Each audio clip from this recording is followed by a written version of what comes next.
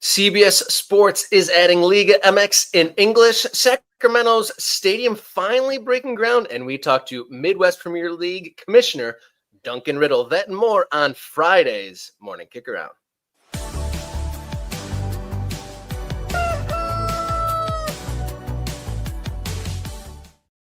Hello and welcome to the show. You've made your way to Morning Kickaround, the show where we cover the world's favorite game from the world's favoriteest country. Coming to you live each Monday, Wednesday, and Friday. I'm Robert Kerr from the great north of the mitten, being joined by Mr. Jason Davis. How you feeling this morning, sir? Are we getting geography? Is that some Michigan stuff? The mitten? I guess that's what you guys got up there, right? It's a mitten. That's like Italy's a boot, Michigan's a mitten. All right. Let's go with that. Yeah, the home of the Pit Spitters and neighbors to the Sleeping Bear Dunes. The minor league baseball team up here where I'm at in Traverse City is the Pit Spitters, formerly the Beach Bums. Okay, that sounds fun. That's great. I know it's a vacation destination. Never been up there myself, but hope you enjoy yourself, Rob. Obviously working under slightly different circumstances, and we appreciate that. Yeah, enjoying basic Airbnb artwork behind me. There's a Dalmatian and a fan behind me. If in case a Dalmatian and a fan. Got it. Yeah, Airbnb. And everything's better at the beach, just out of shot. At one point, Rob was set up with a background where we had one of those signs that said, "Live life, laugh loud, be happy," or drink. Yeah, that's wine. what I'm saying. Everything's better at the beach. That's what it was. All right, Rob, what are we doing here? Oh, we got a great show today. Exciting with the stadium news continues. We got a great guest, Midwest Premier League Commissioner Duncan Riddle's on the show. And of course, we're going to delve into the intergenerational squabbling of the United States men's national team. Before we get to that, though, if you're watching this and if you haven't hit subscribe yet, what are you waiting for? Do so now. Become more than the 3,000 folks who have clicked the button and are supporting and joining this town center of the American soccer conversation. If you want to step it up a notch, you can become an MK Ultra, a Morning Kickaround channel member. $3.99 a month gets you access to early videos, priority commenting on the show. Of course, this is a participatory show, so get your comments in there.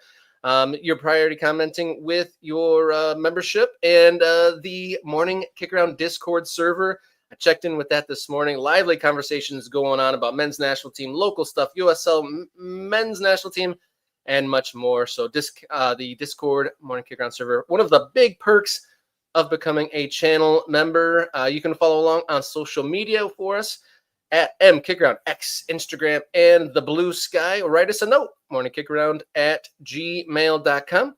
Or if you want to support us outside of that bubble, coffee.com/morningkickaround. You can help us out on some specific fundraising goals. Thank you to everyone who has supported us thus far, and thank you to everyone who is considering doing so far, or just tuning in. I think we're about ready for some segments. You ready, Mr. Davis? Let's go. Let's kick them. All right, let's start it. Long balls here on Fridays Morning Kickaround.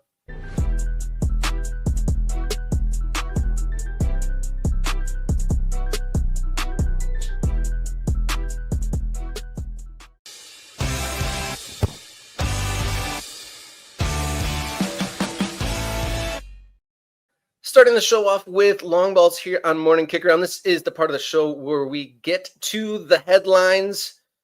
Leading off, fresh in the inboxes, CBS Sports to broadcast at least 40 regular season Liga MX games in English in the 2025-26 schedule, airing on CBS Sports Network and CBS Sports Golazo Network.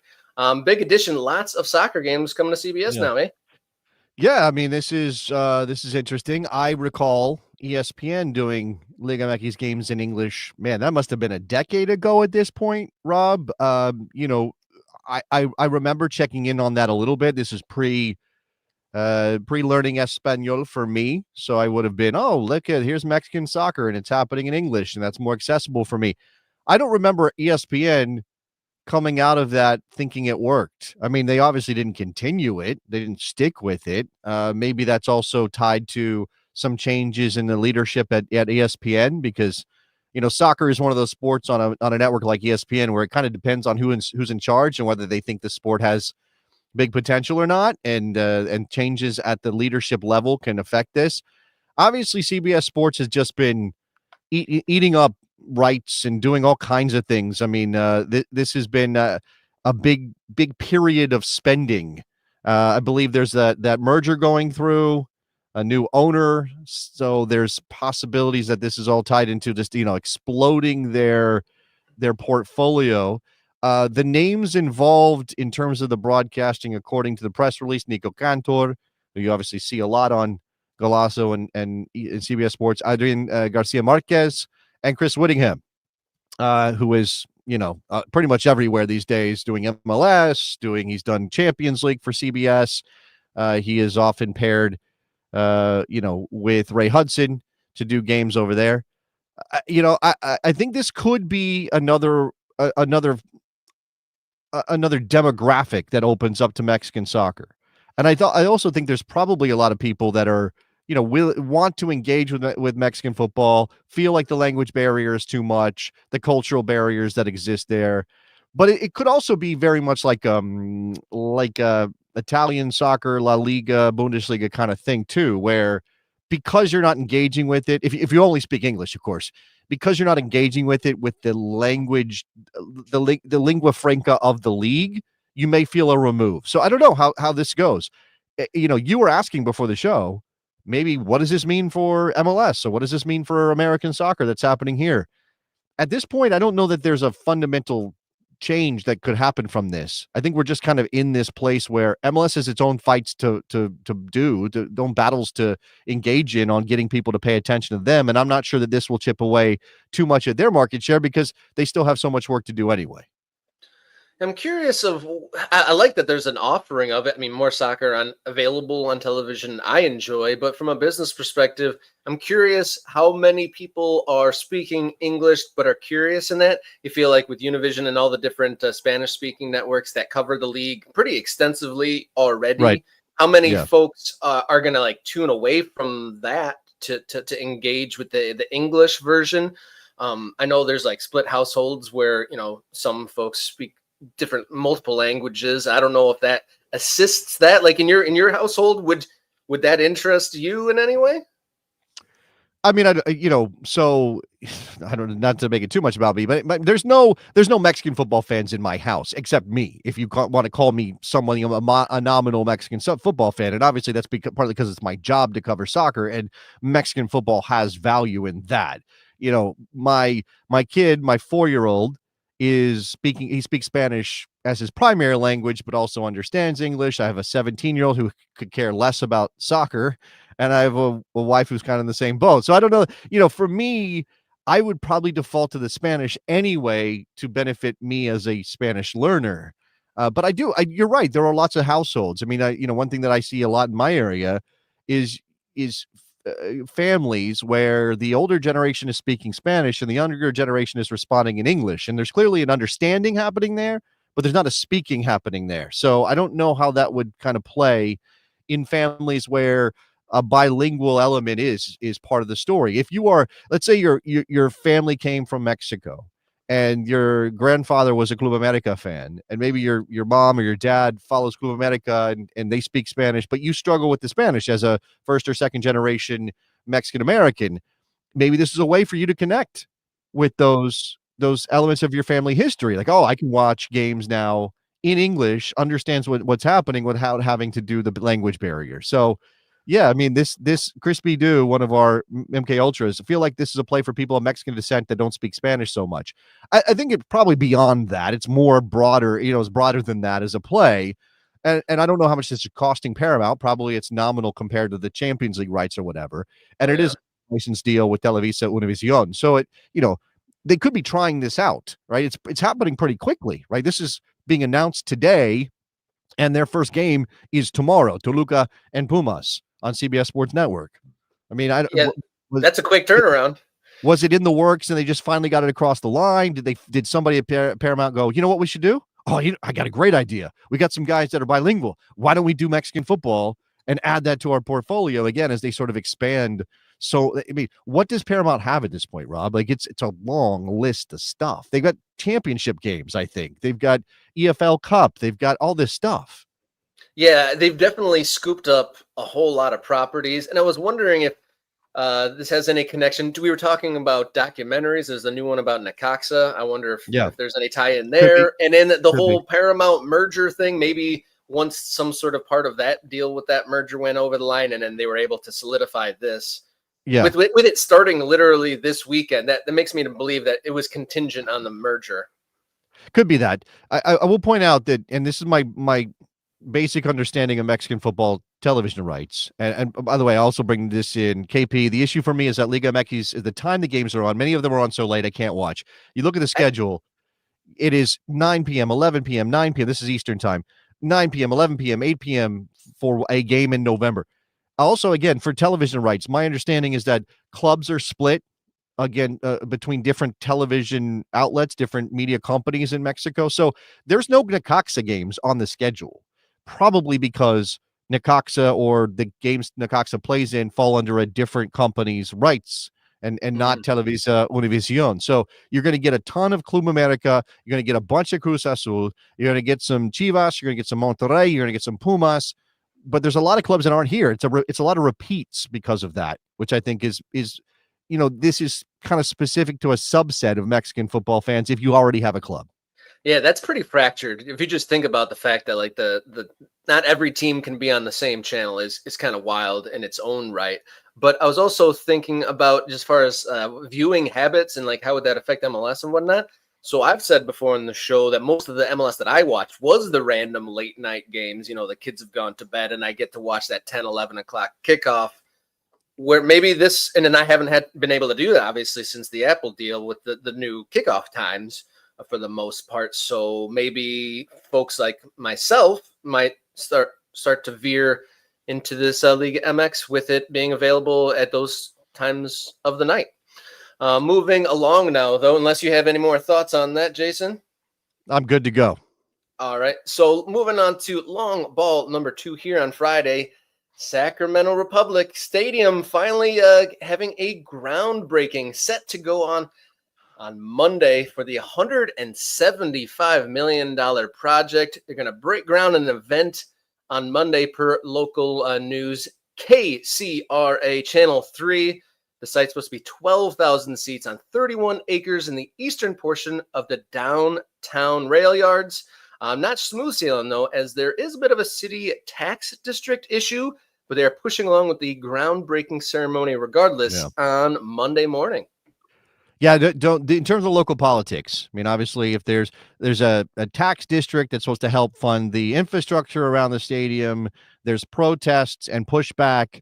People want affordable housing. We're going to leave that to the side. That is not something that Rob and I can dive into and have any real insight on local Sacramento politics. Here is the rendering of the 12,000 seat venue that they want to build. It does say that they can expand to 15 for certain events.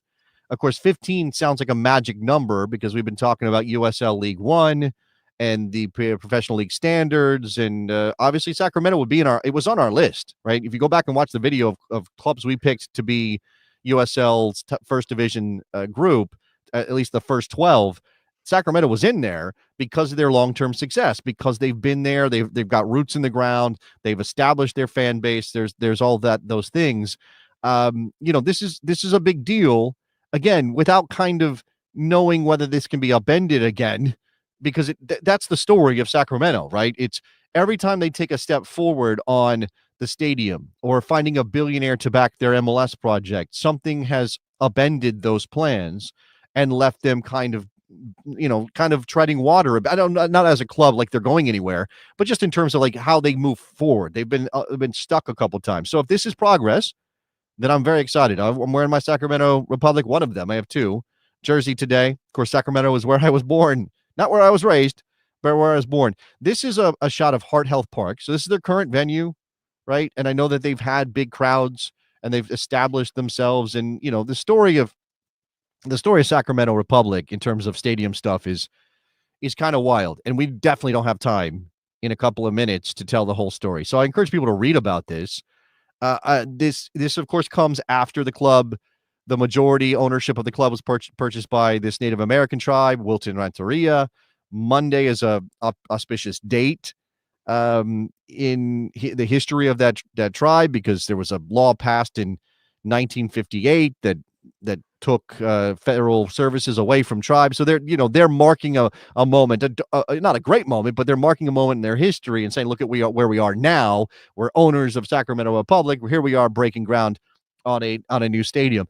Maybe this is like, maybe not. I was going to say, maybe this is like that theory that you kind of, you do the thing and then you don't ask permission, you do it, and then you ask for forgiveness later. I don't know. I mean, again, whether or not the tax district and all that stuff is going to be an issue for them, Rob. But if this is getting closer to a stadium, a proper home for Sacramento, then we can celebrate that. You'd hope that everything's going to work out all right, or at least the club and the ownership there is moving forward with the groundbreaking on Monday, despite the protests and the little bit of a pause in the moving forward, because labor and housing advocates are calling for a revised deal that would put developers on the hook for more affordable housing in the area. So, I mean, that's one of those things where, is that a major roadblock that, is put in front of this group that is really going to, for lack of a better term, railroad this deal? Or is that just something that a good conversation and some agreements and it can just pass by, and they're pushing forward with the Monday morning groundbreaking? So you think they wouldn't want to get out of their skis too much if it was too much of a deal? There's a hospital, I believe, that's already under construction. That's part of this general project. I want to address this from Soccer Night in Detroit. Huge difference between Detroit and Sacramento. Detroit's new stadium would be privately funded. Sacramento sounds like it will not. Again, without knowing every single detail, and you can read and read and read, but the reporting from the Sacramento Bee is that the stadium will cost $175 million and be privately funded by the team's new ownership group. Now, it's never as simple as that, Rob. And I'm not going to say that I not taking what the Sacramento Bee has at face value, but sometimes it's like, this is privately funded. Oh, but there's $50 million of city money or county money or whatever to do X thing related to the stadium, right? Because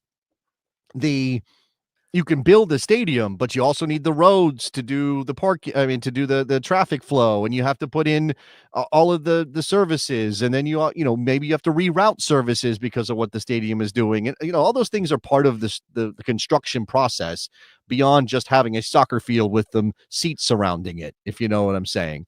So again, it says that the stadium will cost $175 million. It'll be privately funded by the team's new ownership group, while the expanded infrastructure financing district would have reimbursed infrastructure costs to developers through future property tax revenues. That's the thing. Like, the developers will do the work and then they get paid back by this tax district, the financing district. But that's the thing that is now in question right now.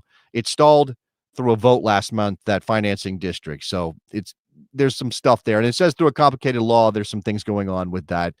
But Todd Donovan, president of the club, we have to move forward. We're going to move forward. Excuse me. We know this is going to be great for the rail yards, for the residents, to have more development there. This is a win for Sacramento. This makes me think maybe a future video, top places for difficulty to build a soccer stadium. Which cities have faced the biggest obstacles of getting something done? I mean, we had a story about Boston, of the wild politics getting involved with trying to build a stadium there. Obviously, New York has taken a very, very long time for anything to happen there. And in Sacramento, one thing to the next, but hopefully that story kind of rounds out and they find success with their stadium. But maybe top 3 hardest places to build a stadium in America might be something that we look into moving ahead. Turning the page to long ball number 3, as we are wont to do on Fridays. It is the Fab Four of the weekend, the top 4 games of the weekend on the American soccer calendar. And this is a part of our community interaction. The 4th pick of the Fab Four of the weekend is the chat pick. So get your nominations in for pick of the week. Which game will you be making some time for this weekend? Lead us off, Mr. Davis. What is the top of this weekend's Fab Four games? Okay, so I took a look at a lot of different schedules, and I know we've got producer Jenny, who's got a very good game. I think you picked an MLS game as well. I'm going to go MLS. All right, we are getting to that point where it seems like it matters more, right? These games start to feel more important because of the stage of the season we're in. Everybody's played 24, 25, 26 matches. If you don't start collecting your points now, you're going to be in big trouble. Now, I'm going to attempt to sell a game that has All one right, team in here comes ninth the place, radio chops. Let's spin this into something here. ninth place in the Eastern Conference versus 14th in the West. Okay, look, I understand that is not a high profile matchup on I paper. can feel the sizzle coming from the screen now. I understand all those things, but I do think that this should be one of those burgeoning rivalries in American soccer. Like, I do think Chicago Fire versus St. Louis City should have some smoke to it. Like, there's a Midwestern thing. There's lots of history in baseball. These are cities that see themselves as rivals in a number of other sports.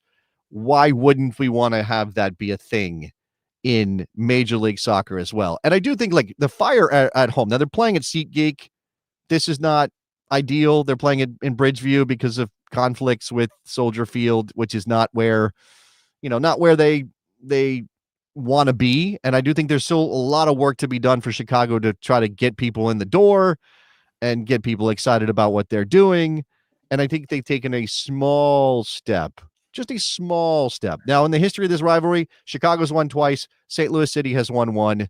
There's been no draws. So maybe we'll get a St. Louis balancing this out. Maybe we will get Chicago taking a step forward because, again, they want to be an Eastern Conference playoff team. That's my game, Rob.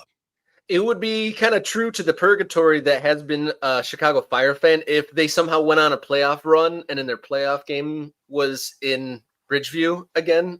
That'd be kind of cruel, but interesting twist. But yeah, you're right. Chicago versus St. Louis, great American rivalry. I spent many years in Chicago, and the Cubs versus the Cardinals beef is real. That's not a manufactured hostility between those. So it would be cool to see that grow as an MLS rivalry. But my pick two of the Fab Four this weekend, I'm going to go Toronto versus Columbus. And more than anything of their positioning in the league, I mean, Columbus obviously well higher in the Eastern Conference than Toronto, but both teams adding new players. How will Jordi Mihalovic, I think it's going to be his debut this weekend. Will he elevate that team or at least add some competency to that team and maybe add a little bit of some life into the Reds there in Toronto? And then Columbus made a big signing. It definitely, we'll come back to Columbus. It definitely feels though like this is sort of, again, towards the end of their season, and they are 14 points off a playoff spot. Probably not going to do it. No, but they are hitting reset in the middle of a season. Finally, how many years has it been since they admitted they needed a reset? Right.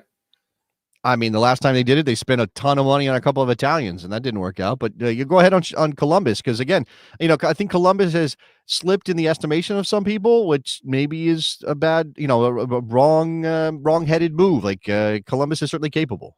I really, Columbus is kind of my dark horse pick. I'll call it my shot now. Dark horse pick for MLS Cup finalist, or at least a conference finalist, because I feel like last year they played all their best stuff in the regular season and kind of like faded and got a bit leggy when it came to the playoffs. I think that I don't know if they've played their best ball. They've been up and had a couple disappointing results through the season, but they are obviously one of the best teams in the league. But they added a new piece to the puzzle, Wissam Abu Ali. You may know him. He's the leading scorer in the Al Ali. He scored a hat trick against Porto in the Club World Cup, and so a legitimate striker. I think he had 21 goals in his last league season. I'll have to look that up, but he was the leading scorer for his team. El Ali lit up the Club World Cup against Porto and flew in this week to join Columbus after his visa went through. He is a Palestinian international as well, which is an interesting note. But Columbus not often spending big, but they added looks like a pretty bona fide goal scorer there, and they will need that to make that push. And then extra goals in the lineup will be good when it comes down to playoff time. Yep. So that's Saturday night, Toronto versus Columbus. That's my pick. We'll slide on over to our third pick for today. We bring in Jenny now. What is your addition to this weekend's Fab Four? I'm going into the NWSL this week. There's a big game between the defending champion, Orlando Pride, who are sitting in second place at the moment, and they're taking on the absolutely stacked and top of the table Kansas City Current in Kansas City's beautiful stadium, the first soccer stadium purposely built for a women's team, the first stadium in general anywhere in America purposely built for a women's team. Always fun to watch a game there. The atmosphere is great, and when you have a team like the Kansas City Current, who are stacked as they are, Temwa Chawinga, Beatrice, and Michelle Cooper up front. That team has scored 32 goals. Their backline is solid, only 10 allowed. If this team doesn't win the NWSL this year, it would be an absolute and total shock, if you ask me. Yeah, there you go. They dominant. 12-point lead, 15 matches into the season for Kansas City Current. And as you mentioned, Chawinga is definitely worth the price of admission to go with everything else that they've got going on there. That's a great pick. All right, Rob, what do we got in the chat? What do we got from our MK Ultras and others? I mean, obviously we give MK Ultras the first choice here, and then we can take other considerations. All right, so scrolling through the chat, there is a couple. I see some Premier League shouts. Angus, he gives Minnesota versus Seattle a shout there. That's a good. Seattle is heating up very, very, very quickly here. That's a good soccer team, and we know Minnesota has been one of the stories of the season in MLS. I think that's a decent shout. We'll put that under consideration. What else? I see. I'm working on the one screen on location, so it's a little bit tricky for me to scroll. I'll help you out here. I'll help you out. Please. Thank you. Thank you, sir. So a couple of Premier League games have been mentioned. Obviously, Premier League kicks off today. That's why Rob is wearing his Liverpool shirt, because Liverpool is playing Bournemouth today in their opener in the league. People are gonna. I saw somebody say definitely watching Riverside Grove, definitely watching Bournemouth and Palace. It's because Tyler Adams, Chris Richards, a couple of Americans, I would imagine, is what Riverside Grove is focused on there. Let's see. In terms of USL Championship, Soccer Night Detroit, Pittsburgh Charleston, or North Carolina Detroit City, which is I know a game you were considering, Rob. Yeah. 2 top 6 matches in the Eastern Conference. Now I think it's pretty clear right now, if we're talking USL, that the class of the Eastern Conference is Louisville City, but there is a little bit of a battle. Charleston's not so far behind that they're not part of that argument as well. 3 points back of Louisville City at the moment. Pittsburgh is down in 5th place. They're a ways back in terms of the table, but obviously looking at the playoffs.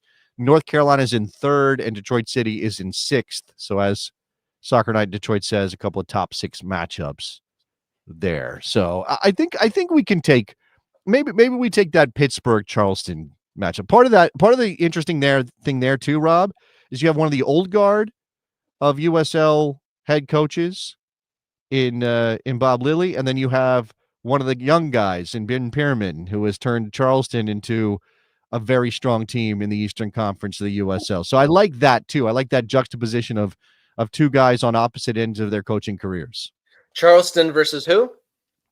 Charleston versus Pittsburgh, I believe, is what we were told. There is, that's the game. Pittsburgh hosting Charleston tomorrow, 7 p.m. at Highmark Stadium in Pittsburgh, Pennsylvania. Including that, so that's the 4th pick. That's the chat pick, and then Jenny was Kansas City Current versus Orlando Pride, and I had Toronto versus Columbus. And who did you have? Chicago versus St. Louis in the Battle of the Midwest. Does that game have a nickname yet? I'm sure it has like a Fire and Brimstone or something like that. Or is that Chicago versus Dallas? Hold on. The Brimstone Cup was Dallas and Chicago because you had the fire and the burn. Yeah. I don't know if we're still calling it that because Dallas changed their name so long ago. But yeah, that's a good. Entering the chat, AV34, want to hear your opinion on the state of the Red Bull right now, especially with the Chupa injury. Obviously Red Bull knocked out of the Open Cup this week with that game that was delayed in Philadelphia, so that not exactly the result they wanted there. In terms of, man, look, Red Bull, very difficult to get a handle on. 10th place in the Eastern Conference, tied on points with Chicago.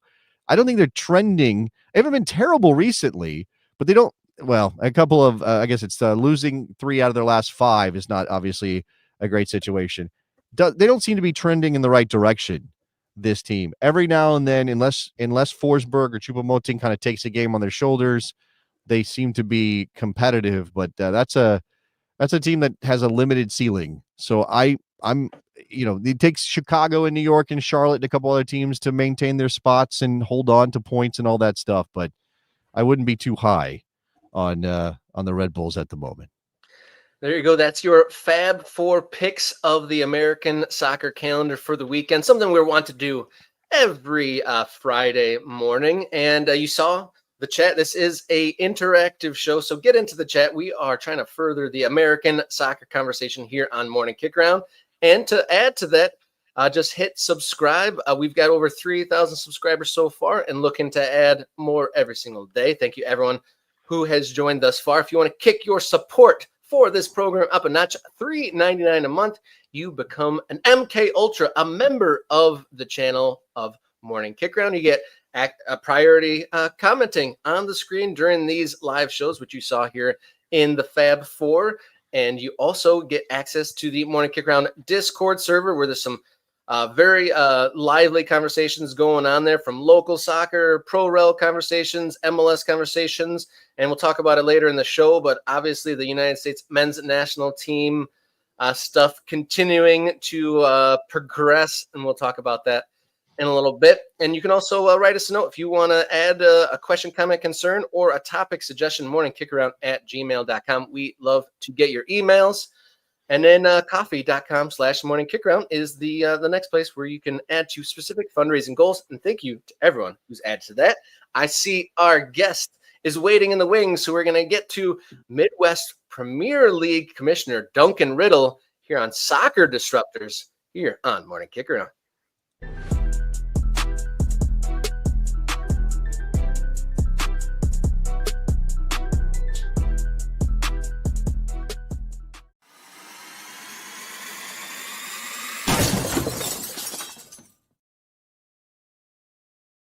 Welcome in. This is Soccer Disruptors here on Morning Kickaround. I'm Robert Kerr in the middle, my partner Jason Davis, and on the far side, the Commissioner, Midwest Premier League, Duncan Riddle, just completed his first year in the role, and this was the 5th year for Midwest Premier League action. Welcome to Morning Kickaround, sir. How you feeling?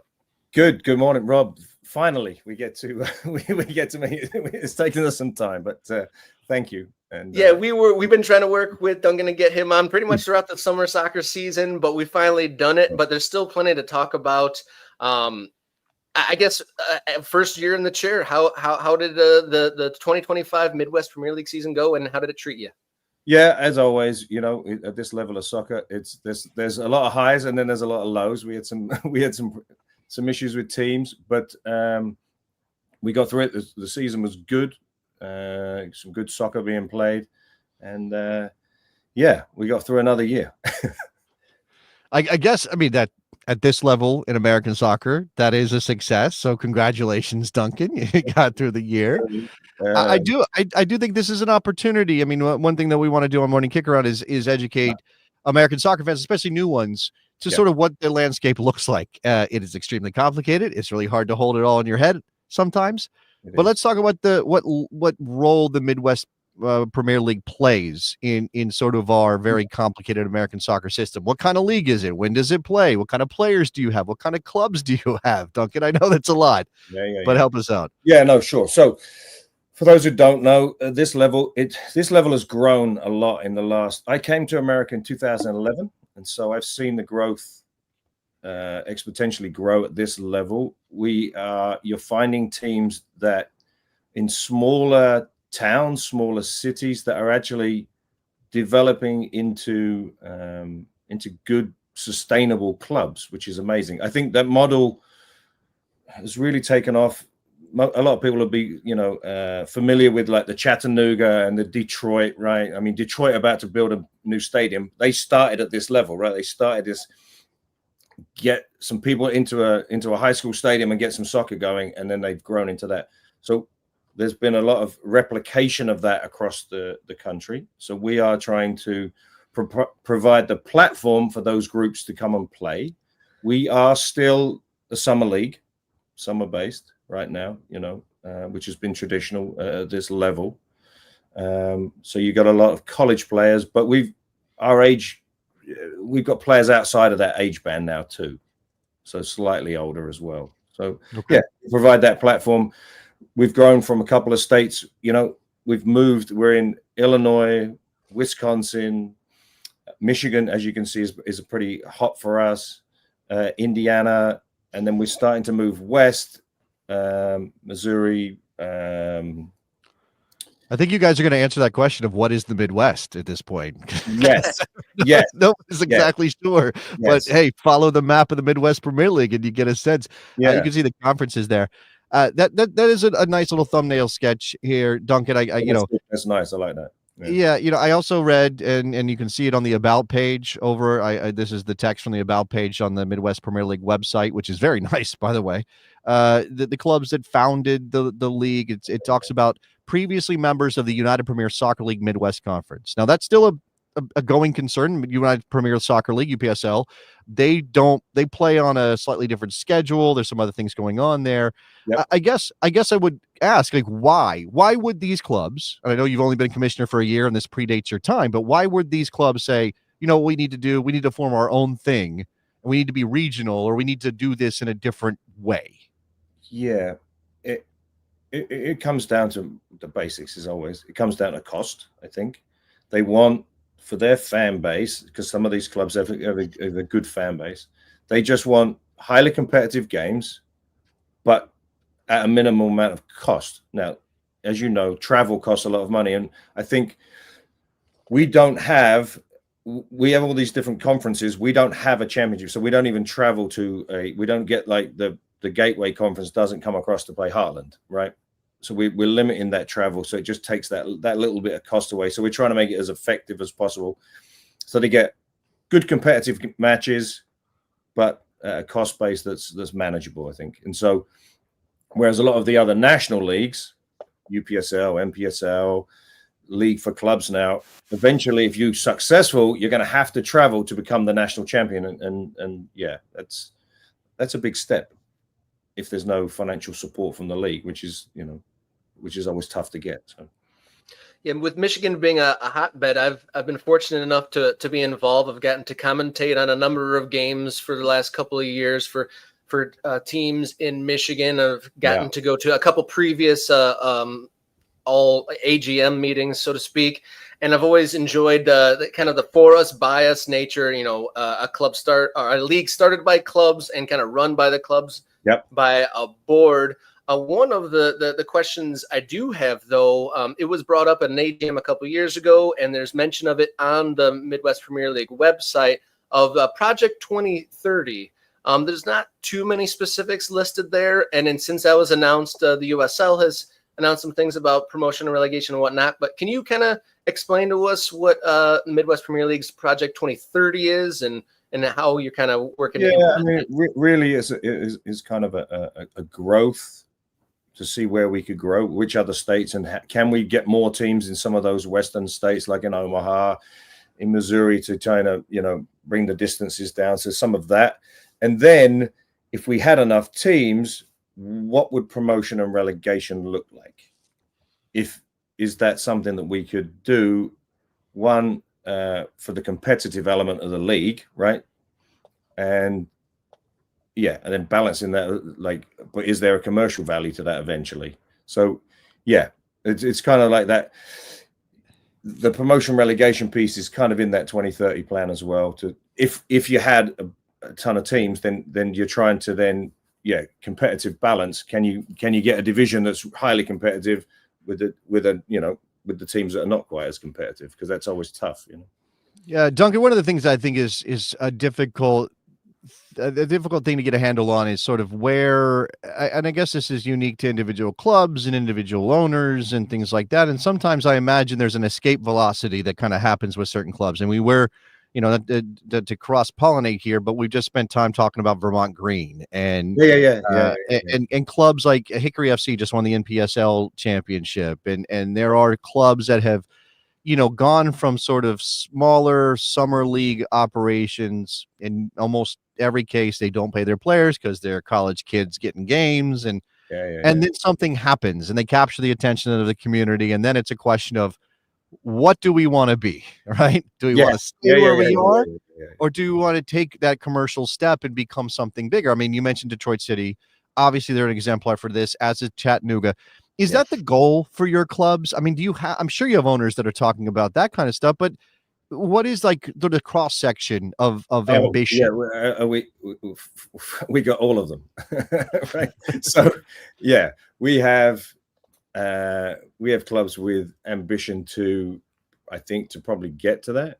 I don't want to speak to them, but, you know, we have Chicago House, for instance, in our league that dabbled with the professional piece at one time. I wouldn't want to speak to them, but I think they are. Well, shout out to Peter Wilt. He is. We've been talking about some of the things he's written and talked about. So definitely Peter Wilt is, as a Chicago House. He is ambitious, right? And so Peter, I think, would want to. His vision would be to get to that sort of level. There's other clubs in our league who are more than happy just to be a summer league for local college kids that come back to live in their town, you know, for the summer. So we got that. Yeah, we got all of them.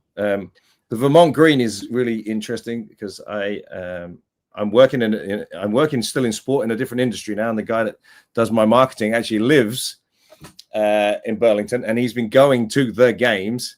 So I sent him a message I texted him last week and said, you do know that the the Vermont Green baseball cap is trending on GQ magazine. Wow. He's like, you must be kidding me. And that's so wow. Cool. Yeah, so that's the reach of soccer at this level, right? Let me follow that up. Vermont again, escape velocity, getting written up by the Guardian and all these things. Like we've been talking about. You know, I guess I would ask you, is there a kit? Is there a plan? Is there a key to unlock that kind of thing? I mean, is it within the control of the club and by extension the owners, because they're putting their money in, to do a Vermont Green? Or is that a unique set of circumstances that are sort of ineffable in the way that it all comes together, particularly in this country? That's a difficult one. I think there could be a kit because it depends. It's something. It's location. It's almost like restaurants. It's location. Yeah, it is. Yeah. If you can just build that community in your location where you are, I'm not sure. I don't know the Vermont Green guys, so I don't know if they were really strategic in their planning or whether it just exploded. I don't know. But whereas like Chattanooga started, but then they soon realized they had something special, right? And so then they did put a plan together to maximize what they had. Detroit, obviously, the same. I mentioned those two clubs because I know them a little bit. But yeah, I don't know. I think there is for certain. If you're an entrepreneurial business guy, yes, I think, and you pick it's picking the right location. I think you can grow something pretty substantial. So the Midwest Premier League has 6 divisions, 3 conferences, 45 teams here in 2025. Yeah. So it's a whole lot. And we don't want to get too sidetracked, but if we should have a badge and kit segment later. So maybe you guys can send us some graphics that we can do a segment on evaluating the kits and the badges. Because one of the additional things I really like about Midwest Premier League is there's some like really long-standing legacy ethnic clubs like the Bavarians and Adria and teams like that. But there's also a place for teams to form, almost like an incubator. Teams popping up all over the place. And even one of the mainstays, Lansing Common, was a place that allowed fans that had been scorned by multiple teams, like forming and leaving, that they were able to start their own, and it was a place for them to do that. But before we run out of time, one of the things I really want to ask you about was the connection that Midwest Premier League made with the league for clubs. And how does that relationship work? Yeah, I mean, it's just a cordial relationship right now of, okay, if that league grows and becomes the national, a solid national platform, then the ambitious clubs with us, that might be a natural step for them to take into that league. And then vice versa, if there's clubs in their league that go, you know what, this is maybe a little stretch for us, then they could, then come back to Midwest Premier League, to our level. So that's kind of it's a small world, soccer, right? Everyone knows each other, and so we know the guys there, they know us. We have a great relationship. We know, and from all different connections, we all know each other very well, and so that's kind of where we're at right now. Obviously, they've just completed their first season, right, or about to complete their first season, and so it's kind of like, okay, it's a wait and see. Let's see where that develops, and then our relationship will develop depending on where they go, I think.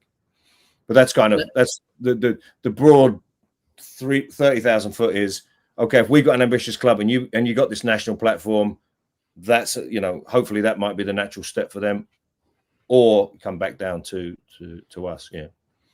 I've got another big question for you. It might be a little early in your tenure for this after just having done the one season, but since talking about USL's move to add promotion and relegation in the future, and whenever we kind of dip into talking about the expansion of USL League One, which is essentially the lowest level of the professional game, we get tons of comments and questions of like, we need regionalization and this can't realistically work because how can League One teams fly across the country and this and that?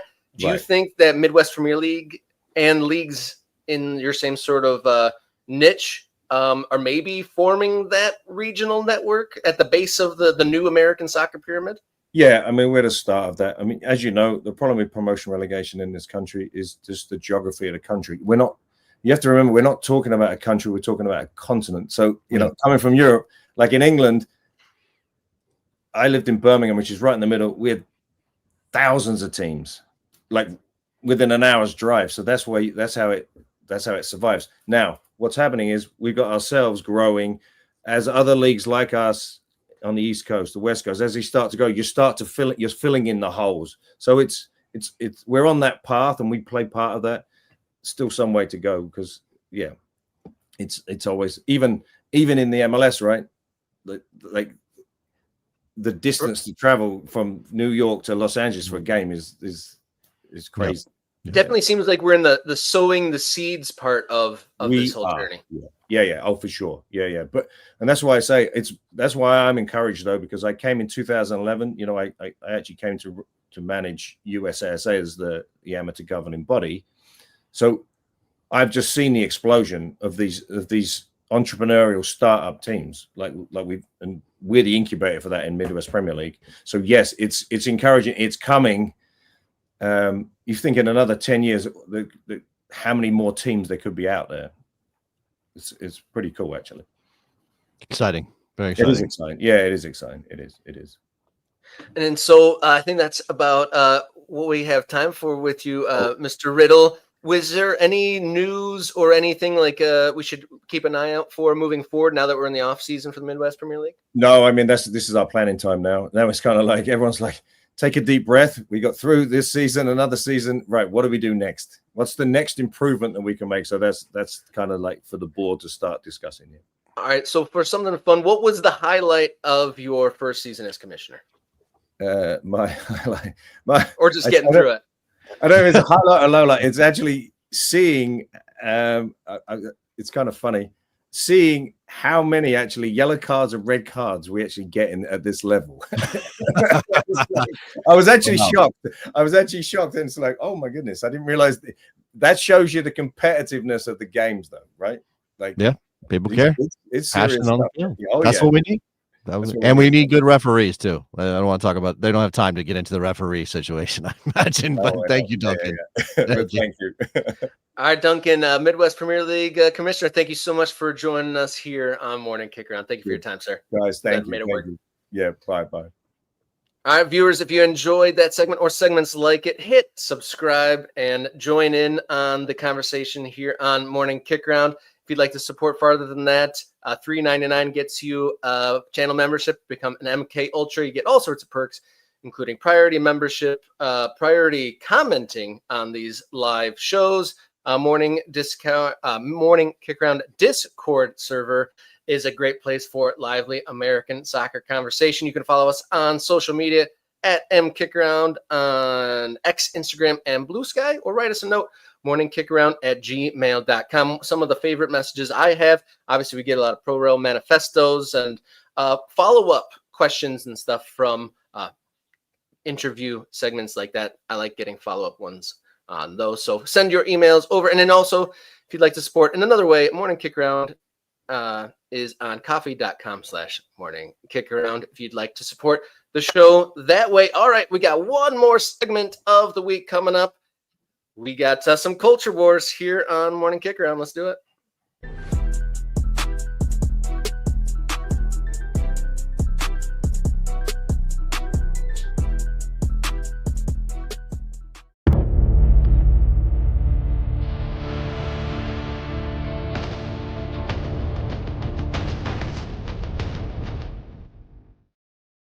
All right, Culture Wars here on Morning Kickaround. I'm Robert. He's Jason. And this segment is literally just titled United States Men's National Team Generational Squabbles. So the beef between the former men's national teamers and the current crop continued as the latest episode of the Pulisic documentary dropped. Pulisic and Tim Weah on the trailer for the new episode, calling out the pundits as evil. That's a turn of events. So the generational squabbles continue or escalate. Yeah, this is maybe escalated. I'll tell you what's annoying about this to me here in a second. But let's set the stage by looking. This is the spark that caused this latest conflagration. This is the thing that started the discussion again. It is that, as you said, it's a little bit of a social media post, edited video thing from the last couple episodes of Christian Pulisic's documentary, which is over on Paramount. Here we go. Most annoying thing, and for me the biggest cop-out of all time, is when especially all pundits want to say they didn't want it, they didn't have the heart. Back in our day, we would fight and we would die on that field. When we were on the field, there were guys on the field, all over the field, who, if they didn't perform well, their club team probably lost. But there's not a lot of guys who fall into that. I think those guys are chasing checks, and for me, I just feel like they're really evil, honestly, because they've been players and they know what it's like when you're getting bashed, and those are the same guys that'll turn around and shake your hand and try to be friendly with you at the end of the day. These guys want clicks. It's social media, it's subscribe to my channels, listen to my podcasts, or whatever. Don't get me wrong, I respect all of them. I mean, they were players that I looked up to, but quite frankly, the guys before us didn't win anything either. I think they should look in the mirror and look at their last performances for the national team before they start talking shit. Apologies for Mark Pulisic cursing on Morning Kickaround, but it gets you the sense of what this is. This to me is all very stupid. All right, not just because it's guys squabbling back and forth and beef between people who have more in common with one another than differences, but also because every one of those things said happened months ago. Rob, they didn't get Pulisic and Weah and Mark Pulisic to sit down yesterday or 2 days ago or last week to talk about this. This is from a documentary that's been unfolding from December. And the last 2 episodes dropped, and they cover up to the end of the Nations League period, right? So we're not even talking about sort of this summer thing that happened where Pulisic bowed out of the Gold Cup duty, and it sparked this whole thing, and Landon Donovan goes on television and says, Cristiano Ronaldo shows up for his national team, unlike some other people, and then Mark Pulisic goes on Instagram and claps back at Landon, which I thought was stupid. And then we get, this is like, it's artificial heat in a lot of ways. I'm not saying they don't believe it now or they don't still feel that way. And I wrote this on my newsletter, which went out this morning on this topic. So look for Jason Davis Soccer Eagle if you want to read some words about this. But that's why this whole thing is so very dumb. It's manufactured. This video was was specifically designed to get people to watch the documentary, right? Everything is in the service of growing a brand or getting attention, and that's true of Pulisic. That's true of CBS, Paramount Plus, Galazzo, whatever. It's true of Landon Donovan, who obviously featured there. It's true of anybody who is calling out this national team for not having heart, or calling out Pulisic for whatever it is. Yeah, indeed, and it's just a little disheartening that it's continuing to go on. Obviously, there was lots of back and forth over the summer, but it's only going to re-spark that fire now. And this whole last little bit has made me reevaluate Timothy Weah. Before the Copa America, I thought that he was like one of the most professional and well-rounded and articulate guys, but between his red card and Copa America, and then using words like calling people evil, doesn't sound as nearly as measured as I once thought he was. And then just generally evaluating where we are as the national team program, I think this is all still the players and these former players are all paying the price for the federation not moving on from Greg Berhalter after the last World Cup when they should have. I don't think this angst and this whole murky situation that we're in doesn't necessarily play out this way if Berhalter was moved on when he should have been. I don't know if I see those connections. I do see this as 100% about the fact that this team hasn't done things that we demand of them, right? Like, if this is a team that had taken care of business in the Nations League, or, had done had achieved something. Now, obviously 2022 is a long time ago. The Copa America, as you said, Berhalter in charge, all of those things, that's a while back. It feels like ancient history now. It's really not, but it feels like ancient history. So they haven't had a chance since then to do anything that would be like, oh, look at them achieving something. But I think that's just part of it. And the failures they've had, the Nations League situation, all of that has opened the door for the previous generation or two to take their shots. Again, as Mark Pulisic said correctly, even though I don't think he should be talking and helicoptering his 26-year-old son, I think it gives the opening for people like Donovan and Howard and everybody else to say, well, back in my day, which, by the way, is that humanity has been doing this in every walk of life since the beginning of time. The older generation looks at the younger generation and goes, we did it better. And it's not always true. And certainly there are situations where the world has changed a little bit. Right now, I wanted to bring this in. This is from Pam at 53. Shout out, he's an ultra. Is it dumb? Question mark. It's part of the growth of the game. This is nothing compared to the UK. We should not be chasing what the English do.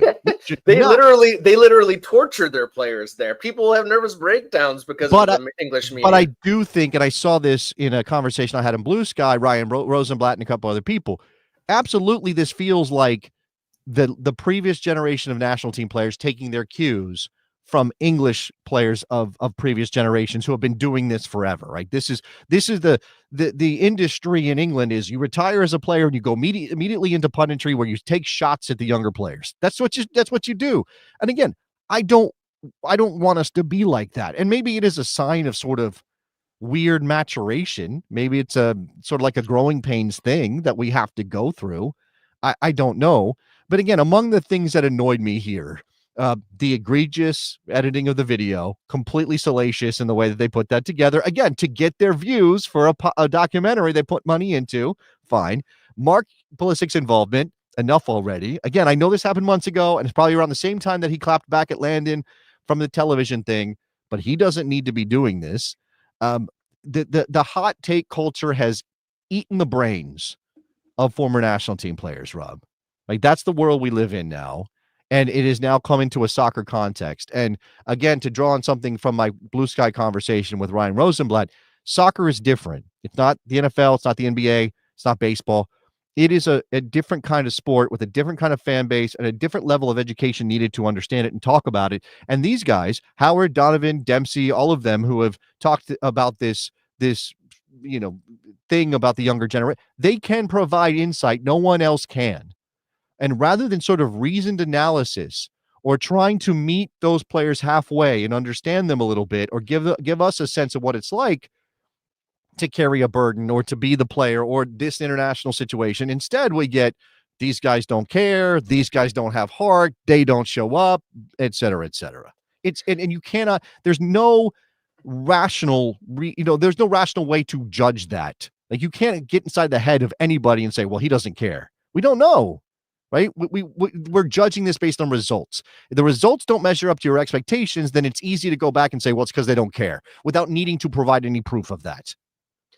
Well, and this is also the same people that we're talking about, the Dempseys, not necessarily the Dempseys, but definitely Donovan and Howard. They probably just spent the last 4 years, 6 years talking these players up. They were the same ones saying golden generation and all that, and like overhyping. And then now that they haven't lived up to the expectations that they were projecting, they are now slandering them. A and granted, self-fulfilling prophecy. Yes. Yes. Yeah, they have, but in all fairness, they have hours of content to fill. And maybe they do have an hour and a half per week of reasoned analysis, and then they've just edited the most salacious parts. And then in the video clip, they're talking about these guys are just chasing clicks, while the whole point of the video was to catch clicks.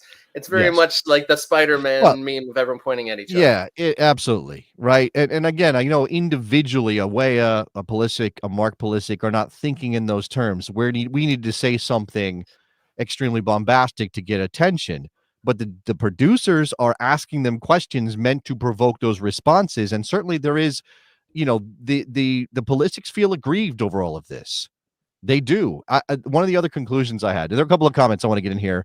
So Chris Sow, in the UK, the amount of self-game overs that happen is so high. There are multiple advocate agencies attempting to force clubs to have exit programs for academy players that are let go. I guess that's, again, the churn of how we eat our own, right? England eats its own on a level we should not be aspiring to. Nate saying, I think there's a money thing going on here too. The previous generation never really got their cash, and they're having to watch a subpar team who earn more in one season than they did all their careers. There absolutely could be. And again, I wrote that it doesn't even matter if Donovan, who I think, again, is centered in that video, it doesn't matter if he's jealous of Pulisic. As long as people can claim that he is, because he's sounding like this, while Pulisic is making big money at Milan and playing in the Champions League and things that Donovan didn't do, although, of course, some of that is self-inflicted for Donovan because of his choice to come back from England or Europe, rather, that's all that matters. People can say, oh, you're just jealous. And it sticks. It sticks because this is a different world, right? And that's good on one level, because we want American players in places like Champions League clubs, but it does create this resentment, which, again, in the economy that we're in this hot take world that we live in, the natural place for them to go is they don't care like we did. They don't put it in, whatever. They don't bleed for us. And the last thing here, Christian Pulisic is not made for the media game. He is not. I think we just need to come to that conclusion and let it lie. He was obviously asked and willingly signed on to do the documentary.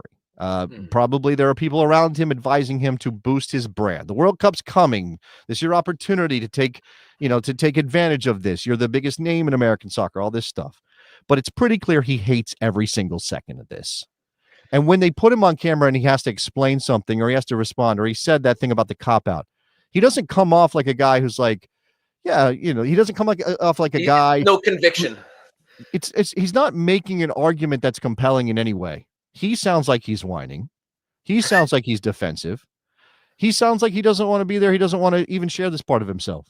I don't think people watch this documentary and go, you know what? Christian Pulisic's such a great guy. I really know so much more about him. He's still just impossible to understand. And, from the very beginning, now he was 16 when he got dropped into the U.S. men's national team and dropped onto the biggest stage that we've got in this country for soccer. That's tough. But he has not improved. In 10 years on the scene, he has not improved in his handling of the media. And he just, again, maybe it hurts his ultimate income or his brand or whatever. But maybe go be a guy who just plays soccer. Maybe step away from all of this. Yeah, one of the things that's most disheartening is that Mark Pulisic, the dad, still being involved with the embarrassment that was the Reina parents after the World Cup, and helicopter soccer parents being in the mix at the ultimate national team level. And Pulisic didn't see cringe. You don't want your parents getting involved with the interworkings of the national team. You're a senior standalone player, like, you know, let your words speak for yourself and don't be meddling behind the scenes. And then here we go, like, didn't really learn that lesson. Maybe there was some sort of contract because Pulisic's dad is in the documentary, but you think that you maybe try to remove that, because having you instantly anyone in a locker room seeing that be like, well, why don't you go get your dad to come beat me up or something like that? Like, you just leave yourself open for so much, like being poke a pinhole in you.